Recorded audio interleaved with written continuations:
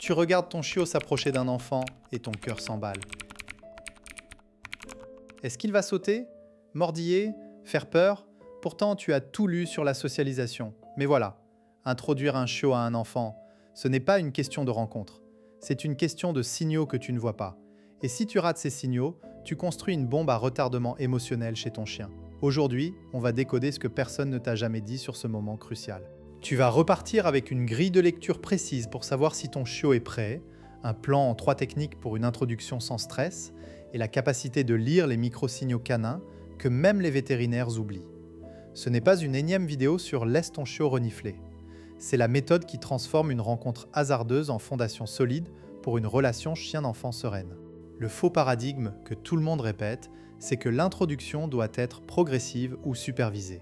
En réalité, la plupart des introductions ratées ne viennent pas d'une mauvaise supervision, mais d'une méconnaissance totale des fenêtres de tolérance du chiot. On croit que le chiot est heureux parce qu'il remue la queue. Grave erreur. Un chiot qui remue la queue peut être en stress intense. L'étude de Reisner sur la socialisation montre que les chiots mordillent non par agressivité, mais parce que leur seuil de tolérance est dépassé et qu'ils n'ont pas appris à le communiquer. On projette nos émotions humaines sur le chiot et on rate ses vrais signaux. Le cœur du problème est ce que j'appelle le fossé des signaux. Le chiot émet des micro-signaux d'apaisement, bâillement, clignement, détournement du regard. L'enfant, lui, émet des signaux prédateurs, regard fixe, mouvement brusque, son aigu. Le parent voit les deux et pense qu'il joue. Mais en réalité, le chiot est en train de télégraphier « je suis mal à l'aise » et l'enfant ne le voit pas. Ce fossé creuse une accumulation de stress chez le chiot. Une étude sur la cognition canine a démontré que les chiens exposés à des enfants imprévisibles développent des comportements d'évitement à long terme. Ce n'est pas la rencontre qui pose problème, c'est l'absence de traduction des signaux. Prenons un exemple concret. Je vais te parler de Lisa, 34 ans, infirmière à Tours, et de son chiot Golden Retriever de 3 mois, Nougat. Lisa a suivi tous les conseils. Elle a invité sa nièce Maya, 6 ans, pour une première rencontre. Assis par terre, Nougat en laisse lâche, Maya avec des friandises. Lisa se dit « tout est parfait ». Mais voici ce qu'elle ne voit pas. Nougat bâille 3 fois de suite. Ses oreilles sont en arrière. Il lèche ses babines. Maya, excitée, tend la main vers son front. Nougat recule la tête. Lisa pense il est timide et dit à Maya d'insister. Maya s'approche encore, en lui parlant d'une voix aiguë. Nougat se couche soudainement et ne bouge plus. Lisa croit qu'il est calme. En réalité, Nougat est en état de sidération. Il a dépassé son seuil de tolérance et s'est figé. Si cette situation se répète, Nougat associera les enfants à un stress intense. Il pourra développer une réactivité future. Lisa, en croyant bien faire, a programmé une peur. Comment décoder cette situation en temps réel? Avant toute introduction, tu dois observer 3 choses. Le seuil de tolérance du chiot, à partir de quand? Montre-t-il des signes de stress? La capacité de l'enfant à moduler son comportement? Peut-il ralentir? Parler doucement, ne pas fixer? Et ton propre état d'esprit? Es-tu détendu ou en alerte? Le chiot lit ton stress comme un signal de danger. Si tu es tendu, il le sera aussi. La clé est de créer un environnement prévisible où chaque micro-interaction est réussie avant de passer à la suivante. Les conséquences d'une introduction précipitée sont insidieuses. Un chiot qui accumule des expériences négatives avec les enfants ne devient pas forcément agressif. Il peut devenir évitant, se cacher, grogner de façon subtile. Beaucoup de propriétaires mettent ça sur le compte du caractère, alors que c'est le résultat de signaux manqués. Et à l'adolescence, ces chiens peuvent réagir de façon explosive. L'étude de Reisner le confirme, les chiens mordeurs ont souvent un historique de socialisation infantile mal évalué. Le danger n'est pas l'enfant, c'est l'absence de lecture des signaux. Voici donc 3 techniques que tu peux appliquer dès aujourd'hui. Technique 1.